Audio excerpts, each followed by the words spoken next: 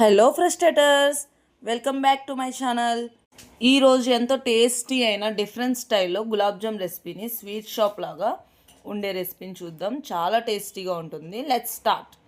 ఒక బౌల్లో 1 కప్ అనేది 1 కప్ ఆర్ 1.5 కప్ అనేది ఇన్స్టెంట్ గులాబ్ జామున్ మిక్స్ తీసుకోండి. అందులోనే 1 టేబుల్ స్పూన్ ఘీ యాడ్ చేసుకోండి. ఇలా ఘీ యాడ్ చేసుకున్న తర్వాత చక్కగా మొత్తం స్పూన్తో అయినా సరే చేత్తో అయినా ఘీ మొత్తం కలిసేటట్టుగా కలుపుకోండి. ఘీ అయినా యాడ్ చేసుకోవచ్చు, లేదంటే బటర్ అయినా యాడ్ చేసుకోవచ్చు. ఘీ అంటే తెలుసు కదండి, నెయ్యి అయినా యాడ్ చేసుకోవచ్చు, సో బటర్ అయినా యాడ్ చేసుకోవచ్చు. ఇలా మనం కలుపుకున్న తర్వాత కొద్దిగా పాలు అనేది యాడ్ చేసుకోండి. ఈ గులాబ్ జామున్స్ అనేవి జామున్స్ క్రాకీగా రాకుండా రౌండ్గా రావాలనుకుంటే మీరు ఇంకా తడిగా ఉండేటట్టుగా కలుపుకోవాలి బ్యాటర్ని కలుపుకునేటప్పుడు. లేదంటే కనుక మనం చపాతీ పిండి ఎలా కలుపుకుంటామో అలా కలుపుకోండి. ఇలా కలుపుకుంటే ఇప్పుడు నేను కలుపుకున్నాను కదా, చపాతీ పిండి కలుపుకున్నట్టుగానే కలుపుకున్నాను. ఇలా కొంచెము గట్టిగా మరీ తేమగా కాకుండా ఇలా కలుపుకుంటే ఏమవుతుందంటే గులాబ్ జామున్స్ అనేవి క్రాకీగా వస్తాయి, అంటే క్రాక్స్ వస్తాయి. ఈసారి నేను క్రాక్స్ రాకుండా రౌండ్గా ఉంటే ఎలా ఉంటాయో చూపిస్తాను వీడియో. ఇప్పుడు నేను 2 కప్స్ అనేది షుగర్ తీసుకున్నాను. 2 కప్స్కి 1.5 కప్ అనేది వాటర్ తీసుకున్నాను. గులాబ్ జామున్ పిండి కలుపుకున్నాం కదా, కలుపుకొని పక్కన పెట్టేసుకున్న తర్వాత ఇలా పాకం రెడీ చేసుకోండి. ఈలోపు పిండి అనేది కొంచెం సెట్ అవుతుంది. పాకం చూసుకోండి. వాటర్ యాడ్ చేసుకున్న తర్వాత ఇందులోనే కొంచెం మీ దగ్గర కనుక కుంకుమ పువ్వు ఉంటే కనుక అది యాడ్ చేసుకోండి, మంచి ఫ్లేవర్గా కలర్గా వస్తుంది. ఇప్పుడు నేను ఇందులోనే 4 నుంచి 5 వరకు యాలకుల్ని స్మాష్ చేసి వేసుకున్నాను. మీ దగ్గర కనుక యాలకుల పొడి ఉంటే కనుక పొడి యాడ్ చేసుకోండి. ఇలా వేసుకున్న తర్వాత నేను చెప్పాను కదండి ఆల్రెడీ బిర్యానీ రెసిపీలో చూపించినట్టుగా రోజ్ వాటర్ ఉంటుంది కదా, ఫుడ్కి యూస్ చేసే రోజ్ వాటర్ అనేది ఇందులో యాడ్ చేసుకోండి. అలా రోజ్ వాటర్ యాడ్ చేస్తే కనుక చాలా బాగుంటుంది. ఇప్పుడు అలా అయిపోయిన తర్వాత పాకం కంప్లీట్ అయిపోయినప్పుడు ఆపేయండి. పాకం కంప్లీట్ అయిందని ఎలా తెలుస్తుందంటే తీగ పాకానికి అండ్ నార్మల్ పాకానికి మధ్యలో ఉంటుంది. తీగ పాకం రాకూడదు. తీగ పాకం రాకుండా కొంచెం సిరప్ అనేది తిక్కుగా అవుతే సరిపోతుంది.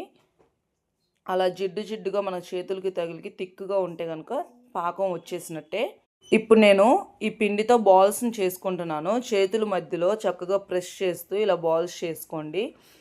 బాల్స్ చేస్తున్నప్పుడే ఇలా క్లాత్ని పిండి అంతా ఆరిపోకుండా కవర్ చేస్తూ బాల్స్ చేసుకోండి. ఇలా బాల్స్ అన్నీ చేసుకున్న తర్వాత ఇంకా మనం వీటిని ఫ్రై చేసేసుకుందాం. ఇప్పుడు ఒక కడాయి తీసుకొని డీప్ ఫ్రై కోసం కావాల్సినంత ఆయిల్ యాడ్ చేసుకోండి. నేనైతే ఎక్కువ ఆయిల్ యాడ్ చేయను, ఇలా కొద్దిగా సగానికన్నా కొద్దిగా తక్కువే యాడ్ చేసుకుంటాను. ఆయిల్ కొంచెం హీట్ అవ్వగానే ఆయిల్ హీట్ అయిందా లేదా అని చెప్పి చిన్న బాల్స్ వేసి ఒక స్పూన్ తీసుకొని చెక్ చేయండి. బాల్స్ అనేవి పైకి తేలితే కనుక ఆయిల్ హీట్ అయిపోయినట్టే. సో ఇలాగా స్పూన్తోనే తిప్పుతూ ఒక్కొక్క బాల్స్ అనేవి యాడ్ చేయండి. అప్పుడు ఏమవుతుందంటే చక్కగా ఈవెన్గా ఫ్రై అవుతుంది, ఒకే చోట ఫ్రై అవ్వకుండా. ఇలా ఆయిల్లో స్పూన్ తిప్పుతూ బాల్స్ అనేవి ఒక్కొక్కటి వేస్తూ యాడ్ చేసుకుంటూ ఫ్రై చేయండి. ఇక్కడ నేను చేసే గులాబ్ జామున్స్ అనేది గోల్డెన్ కలర్లో ఉండదు, బ్లాకిష్ కలర్కి దగ్గరగా ఉంటుంది. అంటే నేను అంతగా ఫ్రై చేస్తాను, చాలా బాగుంటుంది. కాలా జామున్ ఎలా ఉంటుందో, కాలా జామున్కి ఎలా ఫ్రై చేసుకుంటామో అలా ఫ్రై చేసుకుంటా నేను. ఇది 1 టైం బ్యాచ్, ఫస్ట్ బ్యాచ్ కాబట్టి దీనికి అలా ఫ్రై చేసుకోలేదు. ఇలా గోల్డెన్ షేడ్ రాగానే తీసేసాను.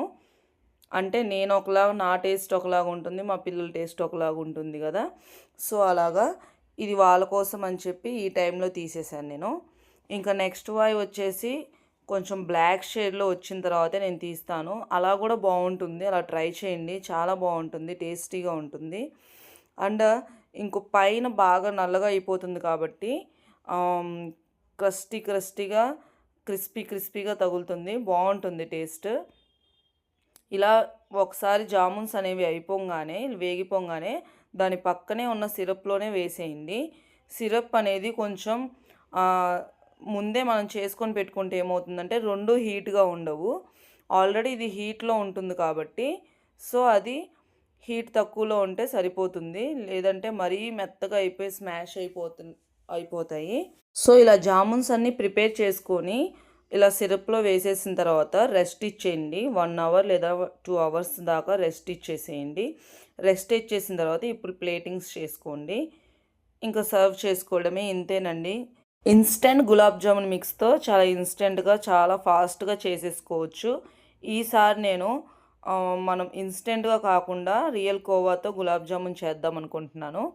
సో మై ఫ్రస్ట్రేటింగ్ వంటగదిలో చాలా రెసిపీస్ పోస్ట్ చేద్దాం అనుకుంటున్నాను. ఇలాంటివి and desserts, sweets, biryanis, restaurant style side dishes, rotis, ఇలాంటి మరెన్నో రెసిపీస్ని నేను షేర్ చేస్తాను ఈ ఛానల్ ద్వారా.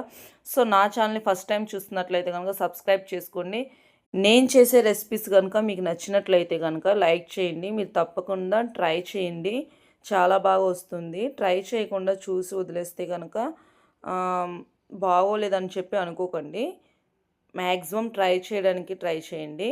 సో మీ కనుక ఈ రెసిపీస్ కనుక మీకు నచ్చినట్లయితే కనుక మీ ఫ్రెండ్స్ అండ్ ఫ్యామిలీ మెంబర్స్కి కూడా నా రెసిపీస్ని, నా ఛానల్ని షేర్ చేయండి. సో ఇలాంటి మరెన్నో రెసిపీస్ కోసం నా ఛానల్ మీద ఒక కన్నేసి ఉంచండి. Thank you for watching. See you on the next video. Bye bye. See you all.